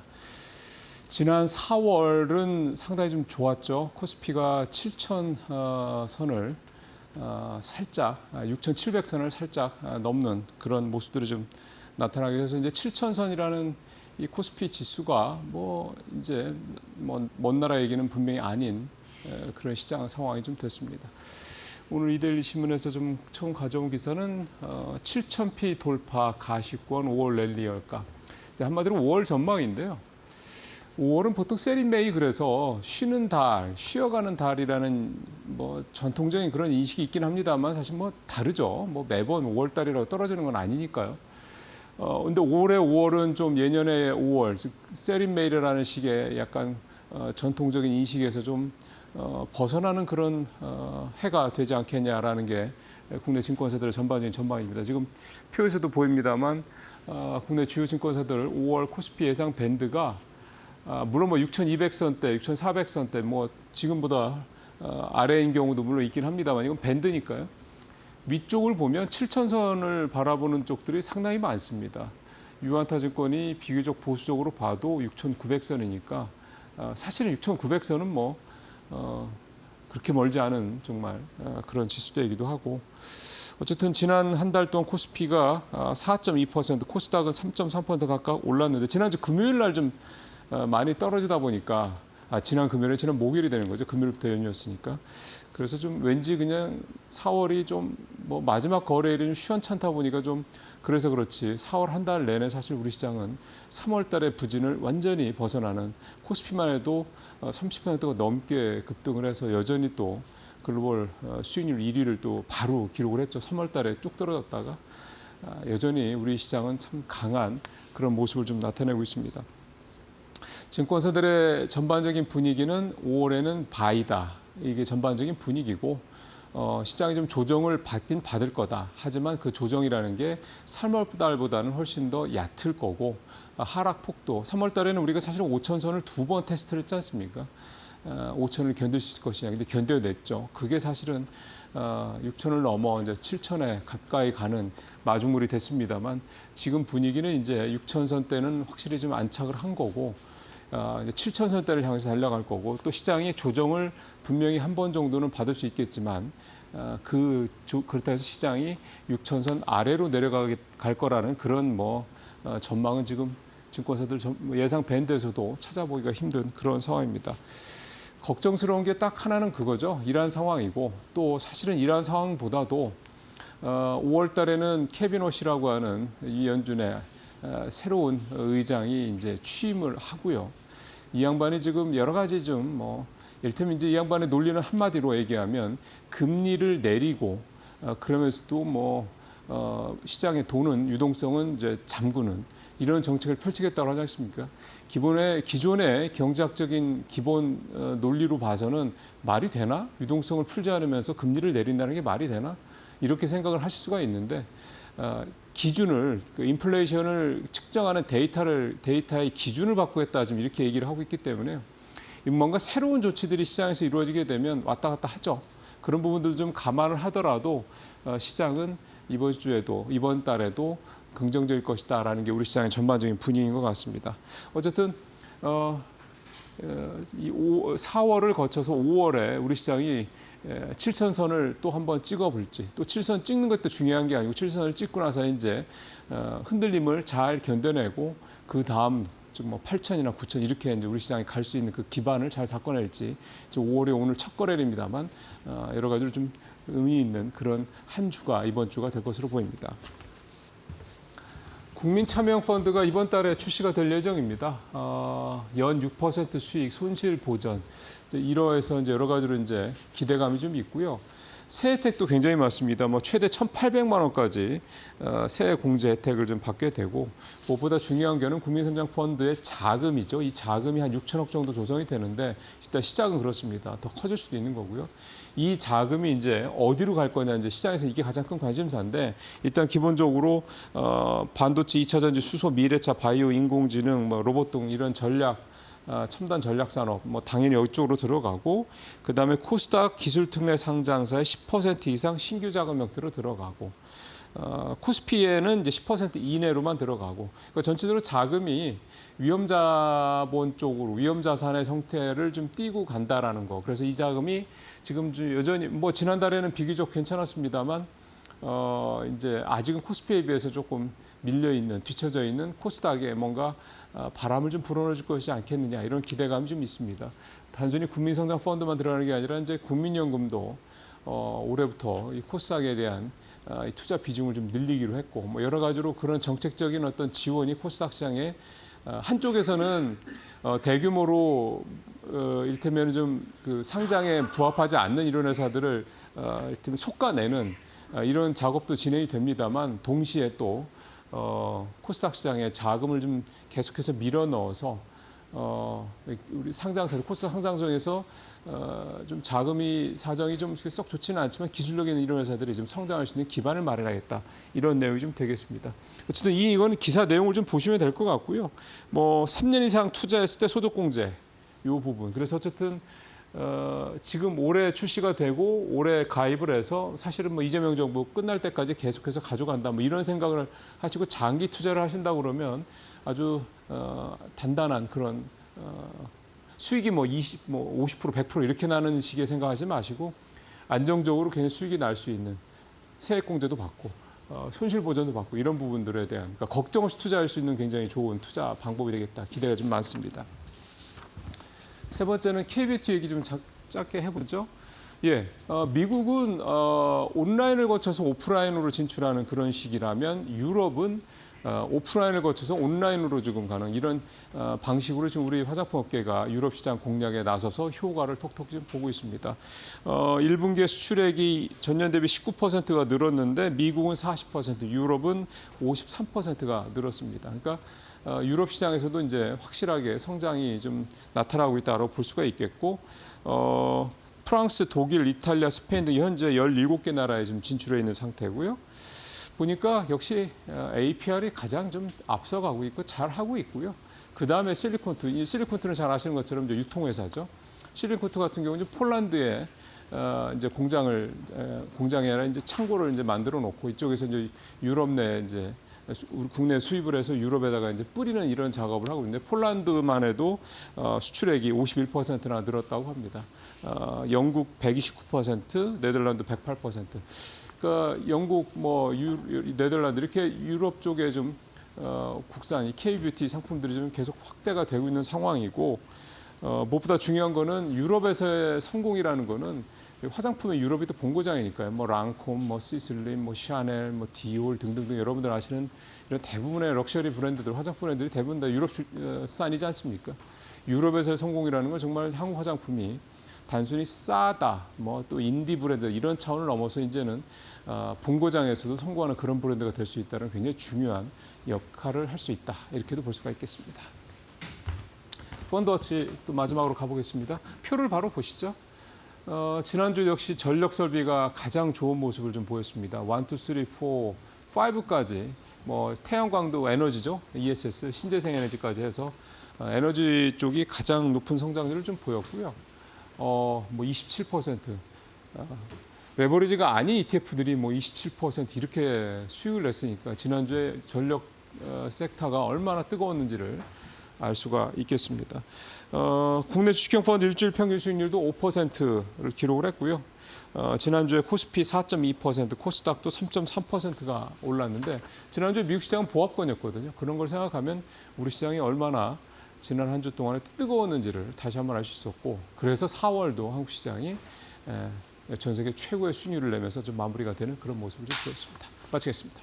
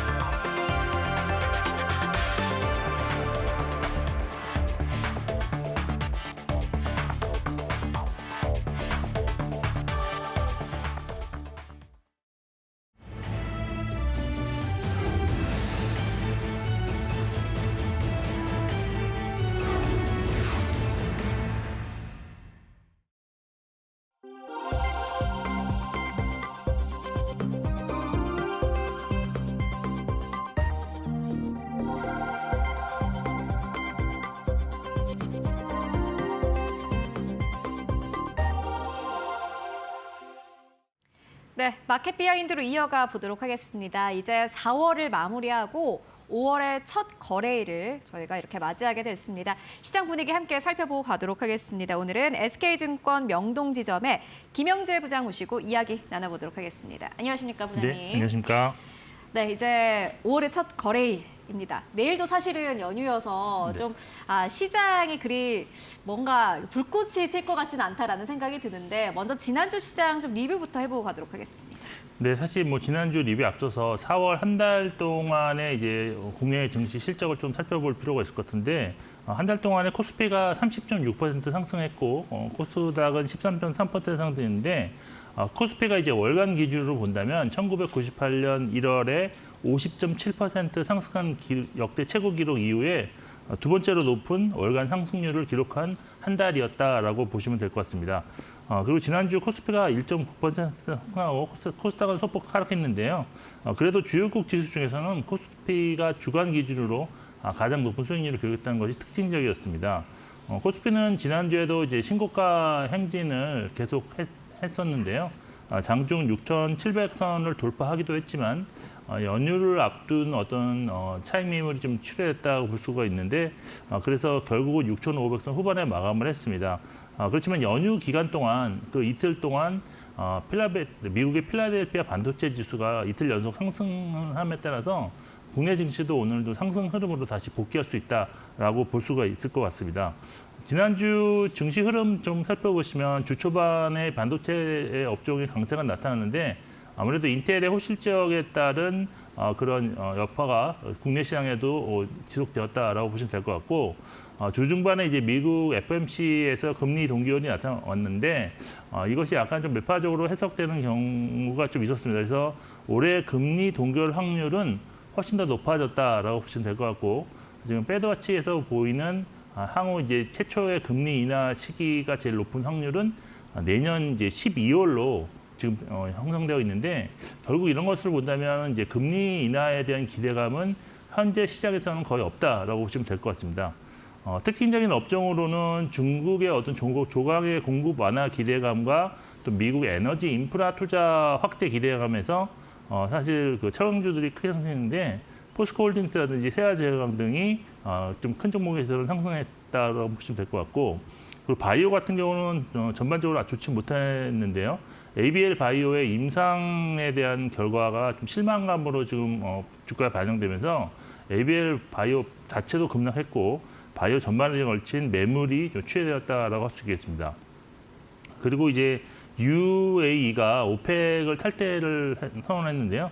이에 국제 유가가 좀 급등한 관계로 정유 화학주가 또다시 크게 상승하는 그런 모습이 나타났습니다. 그리고 엔비디아 관계자가 두산 로보틱스를 방문했다는 소식에 피지컬 AI 보급 기대감이 확산되면서 로봇주 역시 강세 흐름이 나타났습니다. 전반적으로 보시면 업종이 어떤 상승의 연속성은 조금 크게 나타나지 않은 가운데 빠른 순환매가 특징이었다라고 보시면 될 것 같은데요. 업종별로도 이제 지수보다 아웃퍼폼한 2% 이상을 상승하는 업종이 기계업종, 전기전자업종, 금융업종, 화학업종 뿐이었는데요. 이 중에서 기계, 전기전자, 화학업종은 직전 전주에도 수익률 상위 업종으로서 현재 시장이 이제 상승률이 컸던 업종이 추가적으로 상승하는 그런 흐름을 확실히 보여주고 있다라고 보시면 될 것 같습니다. 외국인 수급 상황이 이제 코스피에서는 1조 2천억 순매도로 2주 연속 순매도가 이어졌고요. 코스닥은 순매수 전환 일주일 만에 지금 다시 1조 순매도로 좀 전환되었습니다. 종목별로 외국인 순매수 상위에는 직전주에는 순매도 상위였던 삼성전자, SK하이닉스를 순매수했고 한미 반도체도 대거 순매수를 했습니다. 반면 매도 상위 종목에는 LS 일렉트릭, LCD 현대일렉트릭, 효성중공업이 랭크되었는데요. 전력기기 종목들이 이제 실적 발표 이후에 외국인들의 차익 매물이 대거 출회되었다는 특징으로 정리를 해드리겠습니다. 네, 일단 뭐 지난주 시장의 경우에는 지난달의 시장의 경우에는 가는 업종만 계속해서 갔다. 이렇게 표현해 볼 수 있을 것 같습니다. 5월의 분위기는 좀 달라질 수 있을까 하는 기대감도 드는데 외국인들 보니까 순매도한 업종들 살펴보니까 거의 전력 쪽이네요. 네, 그렇습니다. 사실 전력기기가 사실 신고가를 계속 경신하는 그런 모습, 흐름은 나타나고 있지만 그 내부적인 수급 상황은 4월 내내 좀 좋지 못한 흐름이 좀 있었는데 그건 이제 외국인이 순매도한 종목이 일부에서 또 특히 크게 나타났기 때문입니다. 한 달간 LS 일렉트릭을 무려 1조 3,100억 순매도를 했고요. HL 현대일렉트릭도 1,400억, 효성중공업도 한 590억 순매도했는데 특히 이제 지난주에 어떤 실적 발표 이후에 대거 순매도로 전환했다는 특징이 있다라고 보시면 될 것 같습니다. 1분기 실적을 좀 리뷰를 해보면 네. 전력기기 3사 모두 영업이익 기준으로 전년 동기 대비 적게는 이제 18%, 많게는 48% 증가를 해서 양호한 또 실적이고 성장률을 기록을 했다라고 보시면 되겠지만 그런데 이제 좀 아쉬웠던 점은 세 개사 모두 시장 컨센서스를 소폭 좀 하회하는 실적을 발표함으로 인해서 당일 실적 발표 이후에는 주가가 약세 흐름을 조금은 보였지만 그 이후 바로 대규모 신규 수주가 바로 이어지면서 오히려 주가는 사상 최고치를 또다시 경신하는 모습이 나타났습니다. 전력기기 같은 경우는 사실 미국 노후 시설 교체로 인해서 사실 수년 전부터 상당히 그 주가가 흐름이 양호한 장기 상승 그런 종목들이 많은데요. 특히 작년부터는 이제 AI 산업 성장에 반도체뿐만 아니라 전력 인프라도 필수 요인으로 이제 부각이 되면서 주가 상승폭은 오히려 더 가파라지고 있다라고 보시면 될 것 같습니다.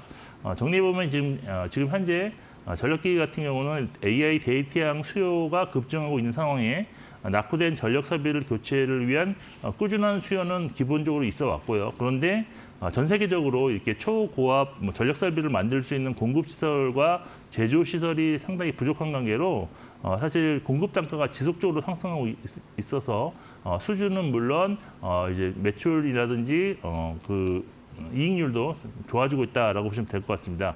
따라서 향후에도 실적은 꾸준하게 이제 우상 흐름은 나타날 수 있다라고 보시면 될 것 같은데 저는 그런데 이제 개인적으로 전력 설비주 같은 경우는 향후에 이제 이익 성장률이 둔화되는 그런 과정으로 진입하는 그런 과정이 있고 또 절대 밸류에이션 수준도 상당히 좀 높은 수준에 있었기 때문에 신규 수주 모멘텀만으로 주가를 계속 우상으로 끌려고 하기에는 좀 한계가 있지 않겠느냐라고 보고 있습니다. 즉 전력기기는 신규로 매수해서 보유로 장기 보유하는 그런 종목은 아니고 기존 보유자가 어떤 수익률을 극대화하는 그런 과정에 있는 그런 구간에 진입했다라고 보고 있는데 결국 주가가 추세가 유지되는 그런 과정 속에서는 기존 보유자분들 같은 경우는 지속적인 보유 전략으로 좀 대응을 하셔야 될 필요가 있을 것 같고요.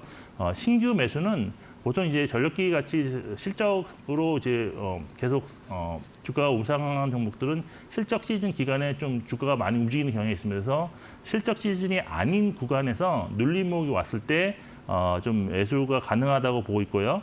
그리고 장기 보유가 아니라 좀 단기 트레이딩 전략으로 대응이 유리하다고 보고 있습니다. 그리고 만일 장기 투자를 하시는 보유하고 계신 투자자들도 추세가 이제 중기 추세가 하락 전환되는 것이 확인된다면 과감하게 좀 현금화하는 전략으로 좀 수정할 필요는 있다라고 말씀드리겠습니다. 네, 좀 정리해보고 가도록 하겠습니다.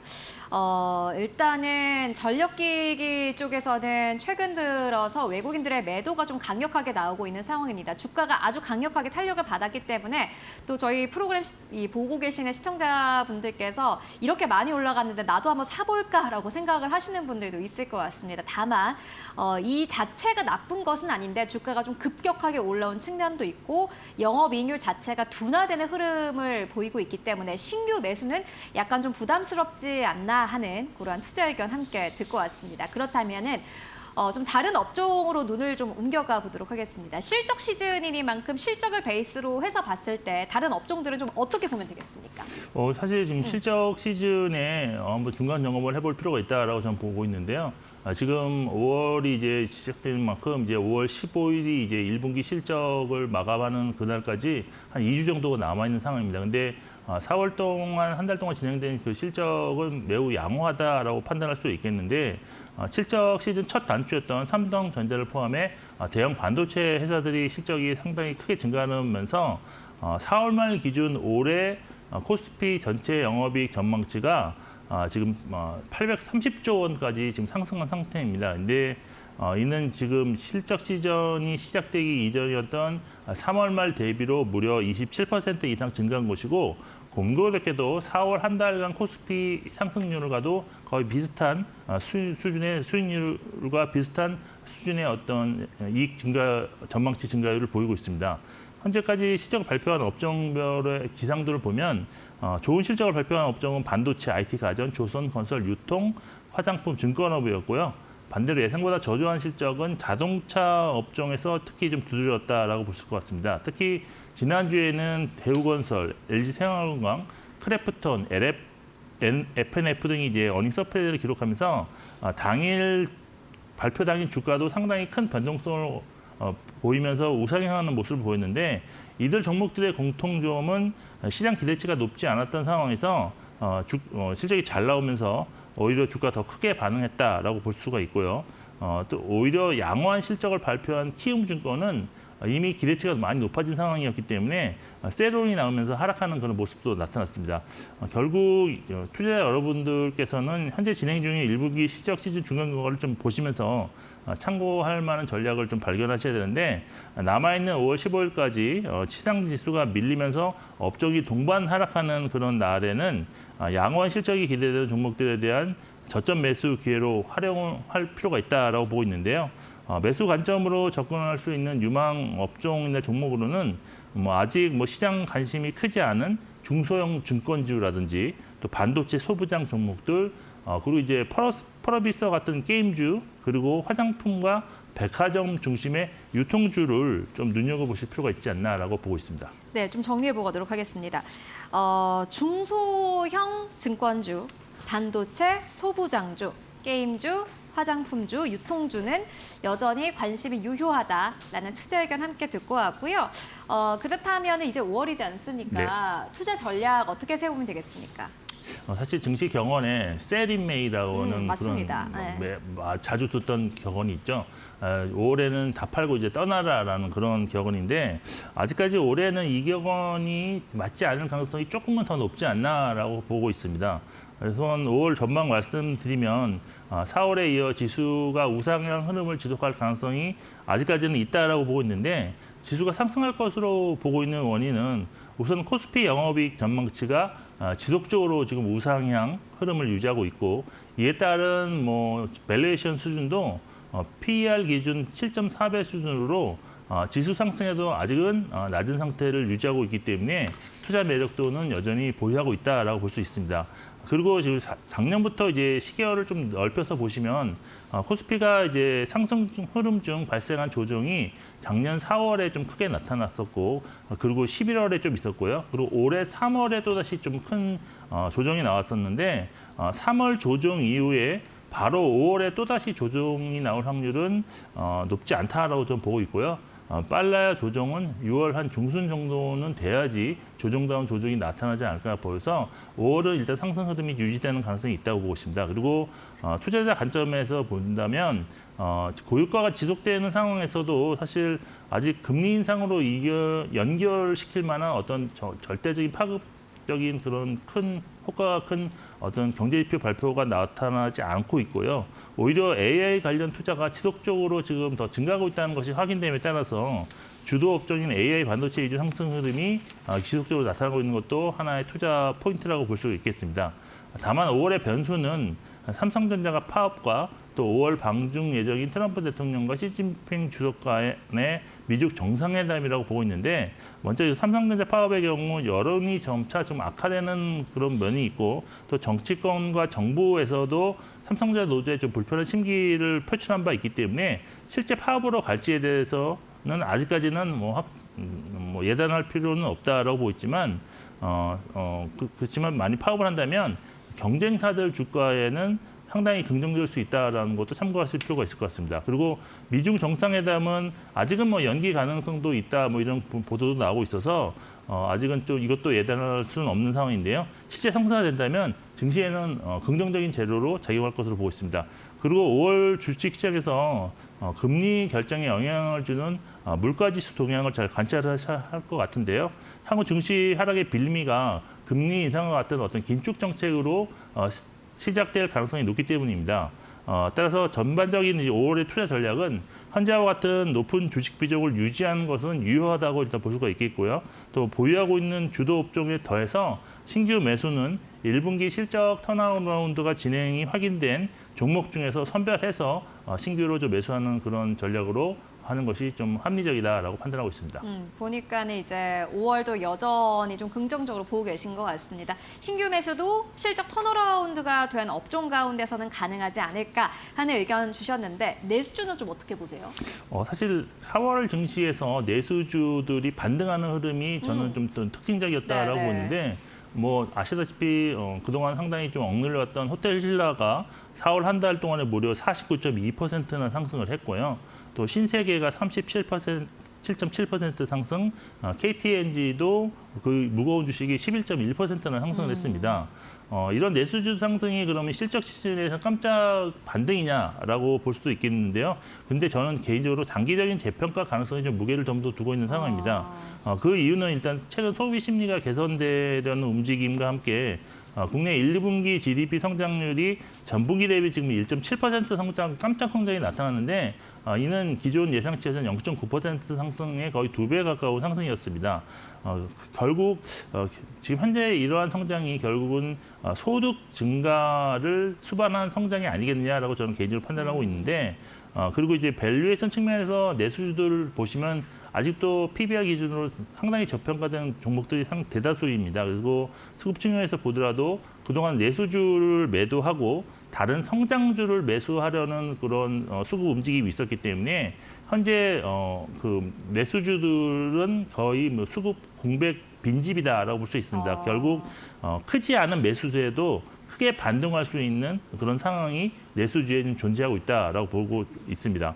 그리고 이제 내수주 중에는 높은 배당 성향을 발표하고 자사주를 적극적으로 소각하는 종목들이 많이 발생하고 있는데요. 이러한 지주 친화 정책 역시도 내수주 장기 재평가에는 매우 긍정적이다라고 보고 있고요. 또 최근에 이제 원화 강세 약세가 지속되면서 외국인들이 이제 한국을 찾는 경우가 많이 있는데요.